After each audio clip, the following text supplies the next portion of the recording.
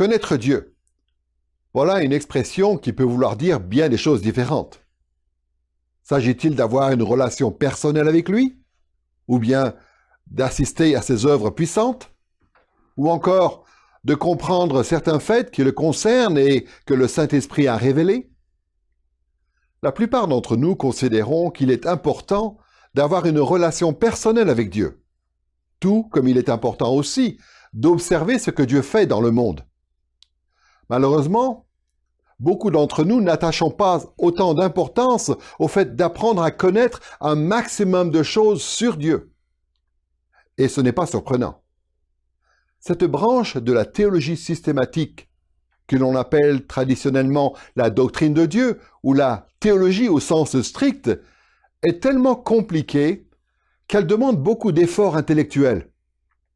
Pourtant, plus on en sait sur Dieu, plus on peut grandir dans sa relation personnelle avec lui.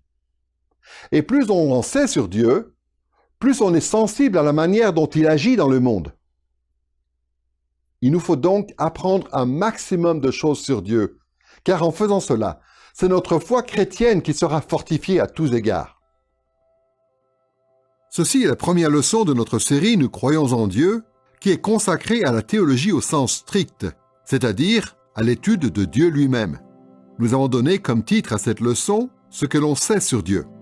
Dans cette leçon, nous allons nous intéresser à la façon dont les théologiens évangéliques, dans la branche de la théologie systématique, abordent certaines des questions les plus élémentaires concernant qui est Dieu et ce que Dieu fait. Dans cette leçon d'introduction, nous allons donc considérer ce que l'on sait sur Dieu, en nous concentrant sur 4 points fondamentaux que l'on va prendre 2 par 2.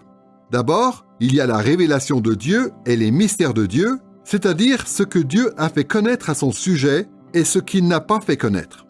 Et deuxièmement, il y a les attributs de Dieu et les œuvres de Dieu. Tout cela constitue les points principaux que l'on trouve dans les approches traditionnelles de la doctrine de Dieu. Prenons donc, pour commencer, la révélation de Dieu et les mystères de Dieu. Pour faire simple, nous allons aborder séparément la révélation de Dieu et les mystères de Dieu. Nous commencerons par la révélation divine et dans un second temps, notre attention se portera sur les mystères divins. Pour l'heure donc, qu'est-ce que les chrétiens croient sur la révélation de Dieu, c'est-à-dire sur ce que Dieu fait connaître aux hommes de lui-même? Dans l'étude de la doctrine de Dieu, il est difficile d'imaginer un sujet plus fondamental que celui de la révélation divine. Qu'est-ce que Dieu a fait connaître à son sujet? Comment l'a-t-il fait? La réponse que nous donnons à ces questions fixe le cap pour tout le reste de la théologie au sens propre. Nous allons aborder la question de la révélation divine sous 2 angles. D'abord, nous allons expliquer l'idée générale de la révélation au sens chrétien. Et deuxièmement, nous allons voir quels sont, principalement, les 2 genres de révélation dont nous devons tenir compte dans notre étude de Dieu. Pour commencer donc, quelle est l'idée générale quand on parle de révélation divine? Dans l'intérêt de cette leçon, voici comment nous pourrions décrire de manière générale le concept de la révélation divine. Il s'agit de Dieu qui se fait connaître en des termes compréhensibles par les hommes et de la façon la plus complète en Christ. Il y a 2 aspects à cette idée générale que nous devons souligner, à commencer par le fait que Dieu s'est toujours révélé en des termes compréhensibles par les hommes. Il y a une chose incroyable qui concerne le Dieu de la Bible, et je pense que c'est même unique au Dieu de la Bible.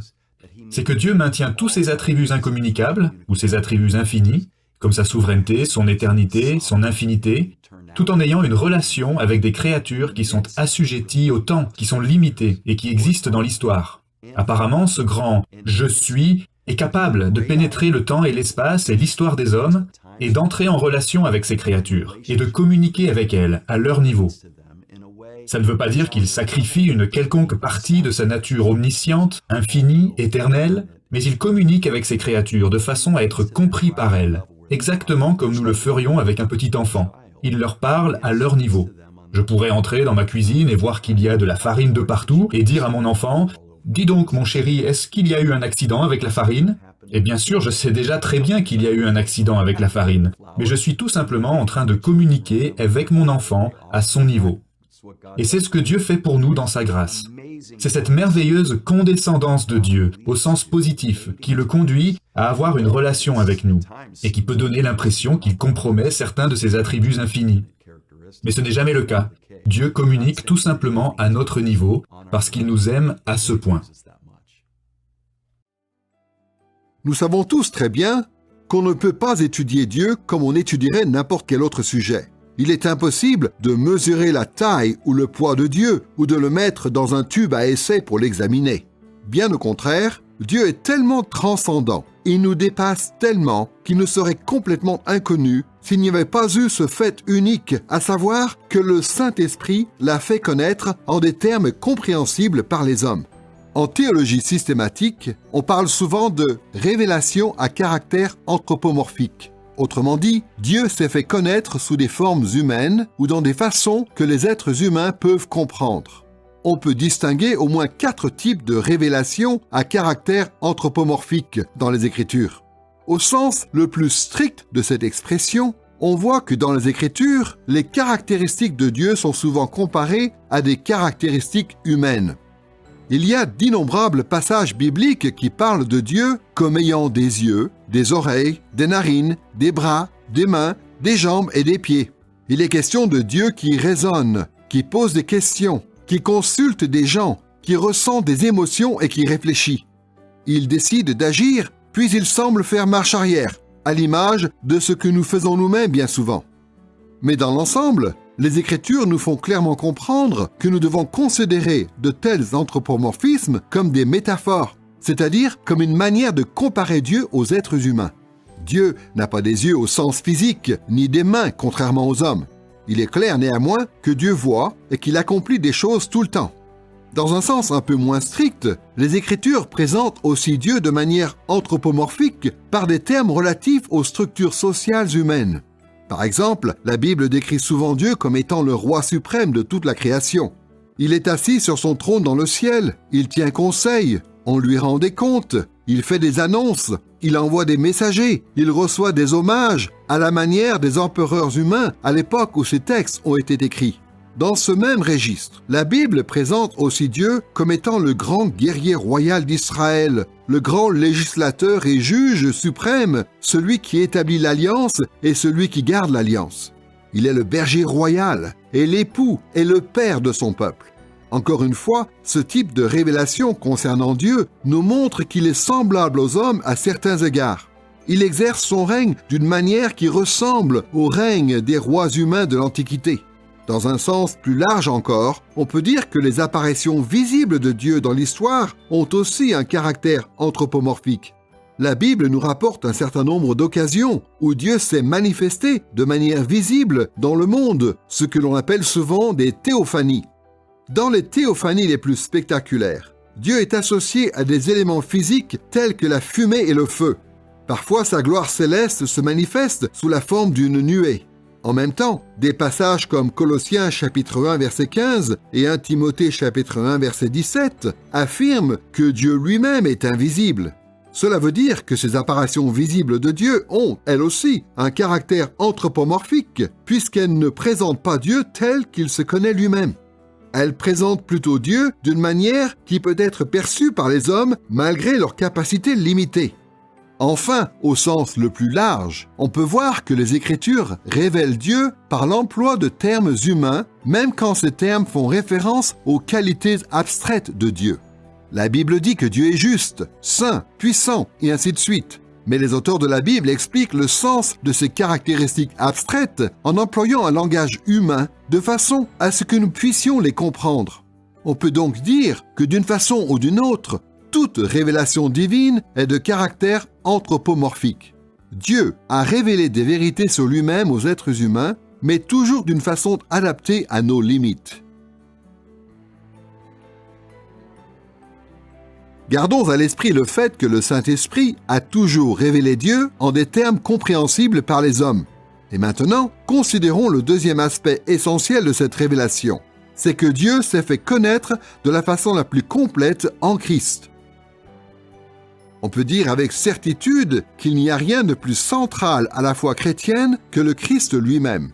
Lui seul est notre Sauveur et notre Seigneur. Et il constitue lui-même la révélation suprême de Dieu aux êtres humains.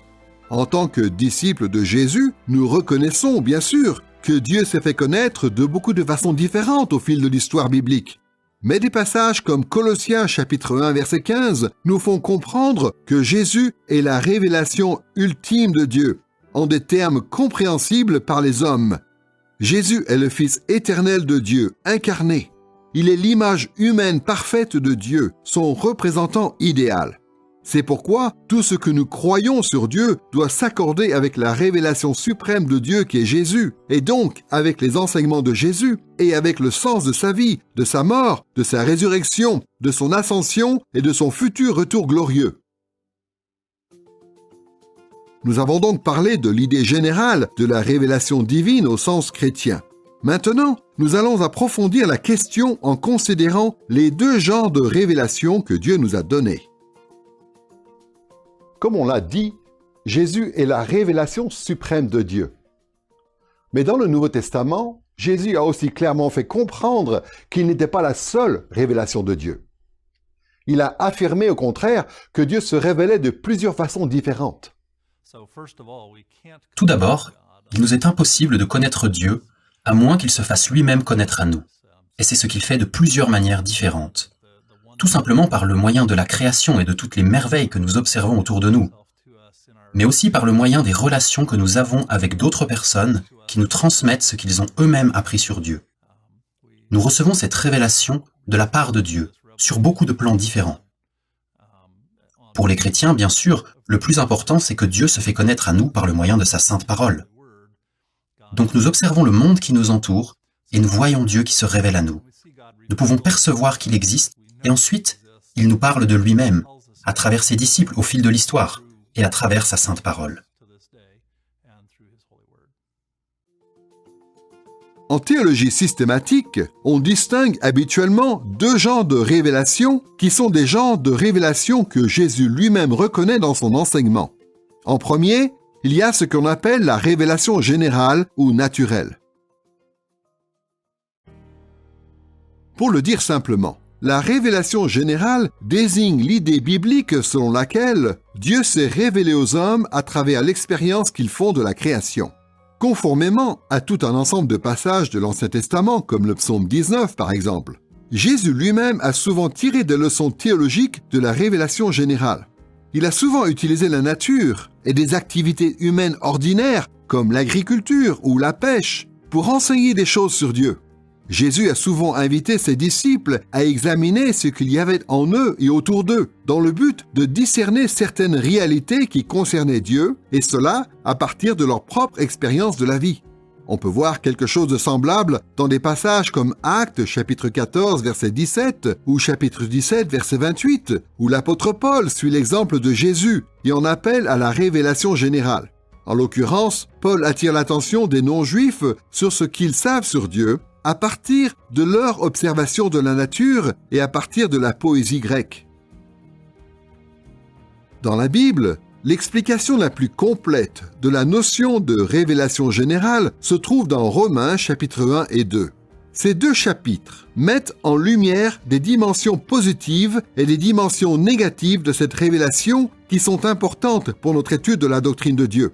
Du côté du positif, le passage de Romains chapitre 1 et 2 affirme que nous pouvons apprendre beaucoup de choses sur Dieu à partir de notre expérience de la vie dans le contexte de la création de Dieu. Voici ce que dit l'apôtre Paul dans Romains chapitre 1 verset 20. « Depuis la fondation du monde, ce qui ne se peut voir de lui, sa gloire et sa puissance éternelle et sa divinité, se discernent par le moyen de l'intelligence par les choses qui sont faites. » Quand on regarde ces deux chapitres d'un peu plus près, on peut voir que sous cette expression « les choses qui sont faites », l'apôtre Paul entend bien plus que simplement l'ordre de la nature. Ici, Paul fait aussi référence à tout ce qu'on peut apprendre sur Dieu à partir de la culture humaine, à partir des êtres humains eux-mêmes, et même à partir de notre propre vie intérieure, c'est-à-dire à partir de notre conscience morale, de nos intuitions, de nos prémonitions. La révélation générale, à mon avis, est un concept théologique très important. D'abord parce que c'est une réalité indéniable. Nous vivons tous dans ce monde. Que nous soyons chrétiens ou non, nous vivons tous dans le monde que Dieu a créé. Bien sûr, si on n'est pas chrétien, on ne va pas forcément croire que c'est Dieu qui a créé ce monde. Mais en tout cas, dans la création, par le moyen de ce qu'on appelle la révélation générale, quand on observe tout ce qui nous entoure, on peut apprendre beaucoup de choses sur Dieu. On peut voir qu'il existe un Dieu puissant, dans le fait qu'il a créé des planètes, des étoiles et la Lune. On peut voir que Dieu a un sens esthétique et qu'il accorde de l'importance à tout ce qui est beau. On peut voir cela en observant les animaux ou les arbres, ou le coucher du soleil. On peut voir la majesté de Dieu dans un lion. On peut voir le caractère de Dieu qui se reflète tout autour de nous. Cette réalité est donc très importante, surtout du point de vue de l'évangélisation, parce qu'on a souvent besoin d'un point de départ. Et la révélation générale nous donne ce point de départ. En regardant autour de nous, nous pouvons savoir certaines choses sur le monde dans lequel nous vivons, et donc savoir certaines choses sur Dieu qui a créé ce monde. Au fil des siècles, cette dimension positive de la révélation générale a occupé une place importante dans la doctrine de Dieu sous l'appellation de théologie naturelle. La théologie naturelle, c'est le projet d'apprendre à connaître Dieu par le moyen de la révélation générale. Les chrétiens ont toujours considéré que l'on pouvait apprendre beaucoup de choses sur Dieu grâce à la théologie naturelle. Et sauf pour de rares exceptions, tous les travaux théologiques sur la doctrine de Dieu, dans pratiquement toutes les branches de l'Église, intègrent la théologie naturelle. En fait, à l'époque du Moyen Âge, certains théologiens scolastiques éminents ont même élaboré une méthodologie formelle à 3 volets pour faire de la théologie naturelle. Premièrement, ils parlaient de la voie de causalité, ou via causalitatis en latin. Par cette expression, il voulait dire qu'on pouvait apprendre des vérités sur Dieu en étudiant les bonnes choses qu'il a créées ou dont il a causé l'existence dans le contexte de la création. Par exemple, on peut voir que Dieu a mis de la beauté et de l'ordre dans le monde. Donc, on peut en déduire qu'il y a de la beauté et de l'ordre en Dieu lui-même. Deuxièmement, les théologiens scolastiques parlaient de la voie de négation, ou via negatianis en latin. Cette expression désignait le fait qu'on pouvait apprendre des vérités sur Dieu en opposant celui-ci aux limites et aux imperfections de la création. Par exemple, la création est limitée par le temps, mais Dieu est éternel. La création est limitée en termes d'espace, mais Dieu est infini. Et troisièmement, ces théologiens médiévaux parlaient aussi de la voie d'éminence, ou via eminentiae en latin. Par cette dernière expression, il voulait dire qu'on pouvait apprendre des vérités sur Dieu à partir de la révélation générale en considérant que Dieu est toujours supérieur à toutes les bonnes choses qu'il a créées. Par exemple, la puissance de la nature nous pousse à croire à la puissance suprême de Dieu. Les capacités intellectuelles des hommes pointent vers la sagesse incomparable de Dieu. En général, les évangéliques aujourd'hui ne suivent pas une méthode aussi rigoureuse, mais la théologie naturelle continue quand même d'occuper une place importante dans l'étude de la doctrine de Dieu. Jésus a enseigné à ceux qui le suivaient que Dieu avait fait en sorte que toutes les facettes de notre expérience de la création nous apprennent des choses sur Dieu. Si nous sommes des disciples fidèles de Christ, nous devrions donc avoir envie de découvrir, par le moyen de la révélation générale, le plus de choses possibles sur Dieu.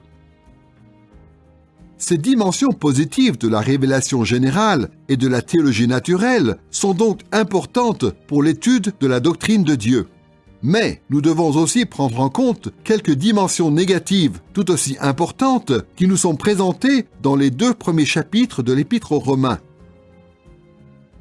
Dans Romains chapitre 1 verset 18, l'apôtre Paul souligne ces dimensions négatives lorsqu'il dit ceci: « La colère de Dieu se révèle du ciel contre toute impiété et toute injustice des hommes qui retiennent injustement la vérité captive. » Dans ce verset, Paul affirme que la révélation générale révèle la colère de Dieu, plutôt que la voie de sa miséricorde et de son salut.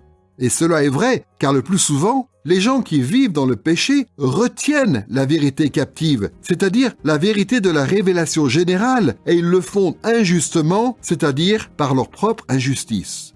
En fait, d'après Romains chapitre 1 verset 25, les pécheurs ont remplacé la vérité de Dieu par le mensonge.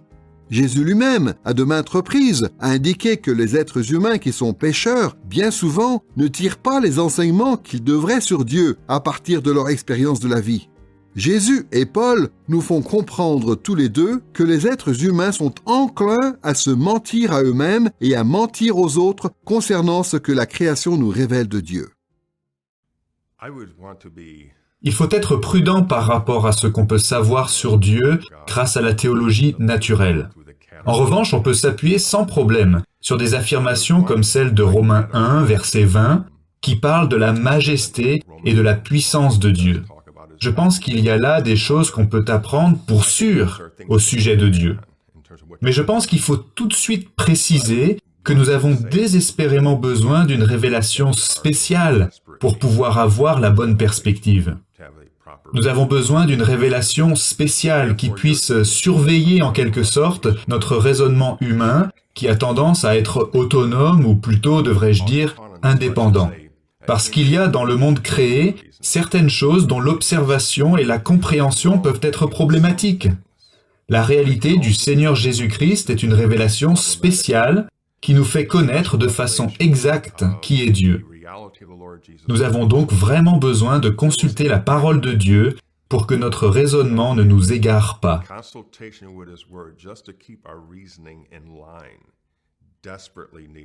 La création de Dieu nous apprend beaucoup de choses. La première, évidemment, c'est que Dieu est le créateur souverain. Dieu est celui qui fait exister toutes sortes de choses à partir du néant. Cela nous parle donc aussi de sa puissance. Et d'après Romains 1, cela nous parle aussi de sa justice. Dans Romains 1, il est dit que tous les humains savent qu'il y a un Dieu et qu'ils lui doivent leur adoration. Il est dit aussi que tous les humains ont une certaine conscience de la justice et de la sainteté de Dieu. Mais ce que nous faisons en tant qu'êtres humains pécheurs, c'est que nous refoulons cette réalité. Nous cherchons à la faire disparaître. La création, donc, nous enseigne que Dieu est créateur et qu'il est puissant et juste. Et nous, en tant qu'êtres humains, nous cherchons à nier et à faire disparaître cette réalité. Ce que la création ne nous enseigne pas, malheureusement, c'est comment nous pouvons être en bon terme avec Dieu. La création nous parle de ces choses que j'ai mentionnées, mais elle ne nous parle pas de la grâce de Dieu et de sa miséricorde qui nous sont présentées en Jésus-Christ. Nous avons donc besoin d'une révélation supplémentaire qui nous parle de ces choses. Et c'est ce que nous avons dans l'œuvre que Dieu accomplit par Jésus-Christ. Ces dimensions négatives de la révélation générale nous obligent à la prudence par rapport à la tentation que l'on pourrait avoir de s'appuyer un peu trop sur la théologie naturelle. La théologie naturelle n'est pas infaillible, car le péché a endommagé notre capacité à apprendre des choses sur Dieu à partir de notre expérience de la création. Malgré tous les efforts de théologiens chrétiens animés des meilleures intentions, la théologie naturelle a souvent dénaturé la révélation générale et ouvert la porte à des conceptions erronées de Dieu. Par exemple, à l'époque des pères de l'Église, puis au Moyen Âge, le mysticisme hellénique d'origine païenne a conduit beaucoup de gens à croire qu'il était impossible de savoir quoi que ce soit sur Dieu. Au XVIIIe siècle, une mauvaise compréhension de l'ordre de la nature a conduit un certain nombre de théologiens à souscrire au déisme des Lumières, qui affirme que Dieu n'est pas impliqué dans les affaires du monde. Ces derniers siècles, la recherche scientifique dans le domaine de la biologie a conduit d'autres gens encore à rejeter la conception biblique de Dieu comme créateur. On voit que de façon récurrente dans l'histoire, la corruption du cœur humain a induit les théologiens en erreur dans leurs interprétations de la révélation générale, si bien qu'ils se sont souvent trompés sur Dieu. Évidemment, ces dimensions négatives de la théologie naturelle soulèvent une question fondamentale. Si le péché a pour effet de corrompre notre compréhension de la révélation générale, alors comment faire pour connaître la vérité sur Dieu ? Pour répondre à cette question, rappelons-nous que nous avons dit qu'il existait deux genres de révélation divine. En plus de la révélation générale, Jésus a aussi parlé de la révélation spéciale, ou la révélation spécifique que Dieu nous a donnée. De manière générale, nous appelons révélation spéciale le fait que Dieu se fait connaître par des moyens surnaturels. Le Saint-Esprit a révélé des choses à travers des rêves, des visions, des communications audibles et à travers des actes de salut et de jugement dans l'histoire. Dieu s'est aussi fait connaître par l'intermédiaire de représentants humains qu'il a inspirés, en l'occurrence à travers les prophètes et les apôtres qui étaient inspirés par le Saint-Esprit. Et bien sûr, comme on l'a dit précédemment, la plus grande révélation spéciale de Dieu est venue par Christ. On ne peut pas assez insister sur l'importance de la révélation spéciale pour la doctrine de Dieu. La révélation spéciale est tellement essentielle au projet de Dieu que même avant que le péché ne soit entré dans le monde, Dieu donnait déjà des directives à Adam et Ève par ce moyen-là en s'adressant verbalement à eux. Et bien sûr, la révélation spéciale a eu toute son importance après l'apparition du péché. Non seulement cette révélation spéciale nous aiguille lorsque nous essayons d'interpréter la révélation générale, mais elle nous fait aussi connaître le chemin du salut éternel. Le fait que Dieu s'est fait connaître par des moyens surnaturels, à la fois avant et après l'apparition du péché, est une réalité merveilleuse. Néanmoins, ce que nous appelons la révélation spéciale de Dieu s'est produit il y a plusieurs milliers d'années. Comment cette révélation spéciale nous aide-t-elle à connaître Dieu aujourd'hui? Eh bien, considérons encore une fois ce que Jésus, qui est la révélation suprême de Dieu, a expliqué à ses disciples. En bref, Jésus a enseigné aux chrétiens à s'appuyer sur la révélation spéciale de Dieu que sont les Écritures. Des passages comme Marc, chapitre 12, versets 28 à 34, montrent clairement que Jésus considérait l'Ancien Testament comme étant la révélation spéciale de Dieu par écrit, ce que d'autres rabbins de cette époque en Palestine auraient aussi affirmé. Et nous savons que le Nouveau Testament constitue aussi une révélation inspirée de Dieu. Dans des passages comme Jean chapitre 16, versets 12 et 13, ou Éphésiens chapitre 2, verset 20, nous voyons que Jésus, après être monté au ciel, a envoyé le Saint-Esprit pour qu'il habilite les apôtres et les prophètes du premier siècle à faire connaître Dieu à l'Église. Le Nouveau Testament contient la substance de ces révélations spéciales communiquées au premier siècle par l'intermédiaire de ses apôtres et de ses prophètes. C'est la raison pour laquelle les chrétiens évangéliques affirment que l'on peut s'appuyer sur l'Écriture sainte pour discerner ce que Dieu a voulu révéler de lui-même, à la fois par la révélation générale et par la révélation spéciale au fil de l'histoire. Nous sommes en train d'étudier la révélation de Dieu et les mystères de Dieu, et nous avons réfléchi, pour commencer, à la façon dont la révélation divine était à l'origine de tout ce que l'on pouvait savoir sur Dieu. Maintenant, passons à l'autre volet de la question, c'est-à-dire à tout ce qu'on ne peut pas savoir sur Dieu et qu'on a appelé les mystères divins. Comment, donc, les mystères de Dieu influencent-ils notre étude de la doctrine de Dieu?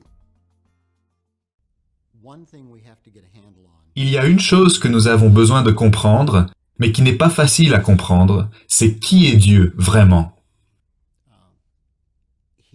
Il est transcendant, c'est-à-dire qu'il dépasse infiniment sa création. Et tout ce que nous pouvons connaître ici-bas, c'est ce qu'il a créé.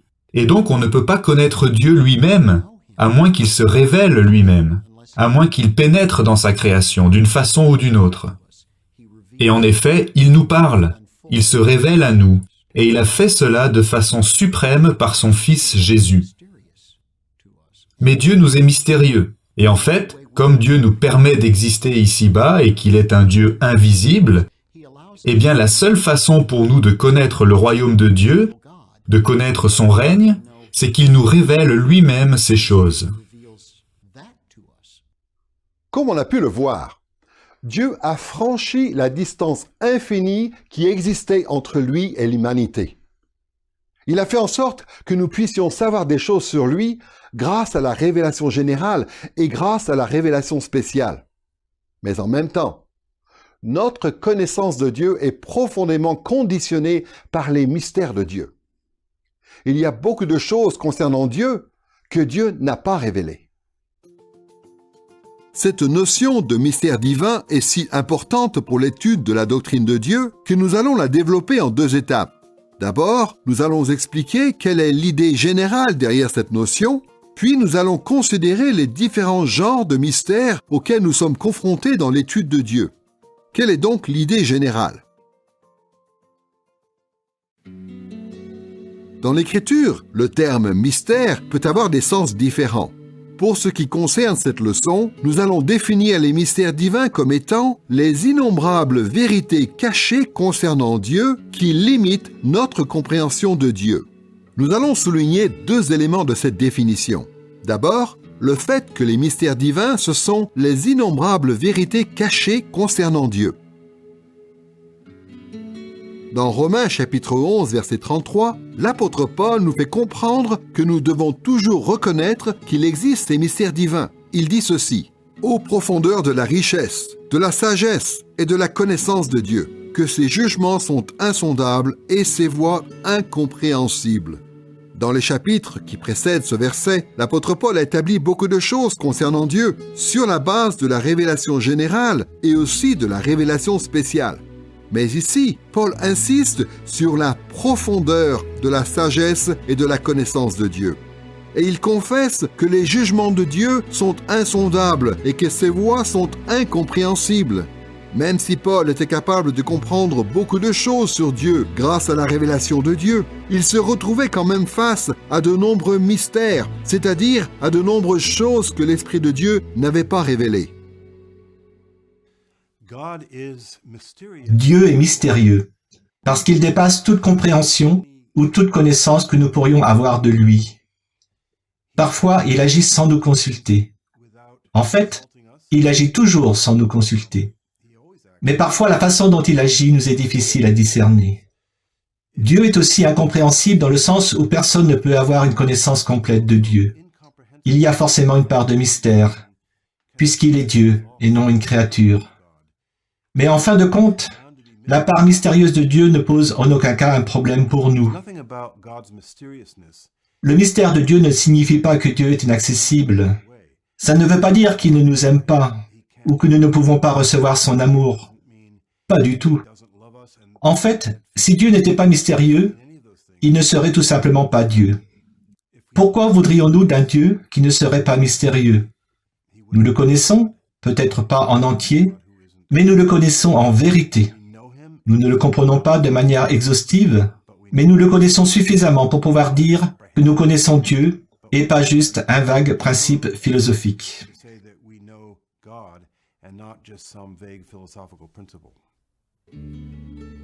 Charles Hodge, qui était professeur de théologie systématique à la faculté de théologie de Princeton et qui a vécu de 1797 à 1878, a résumé le concept des mystères divins de façon remarquable.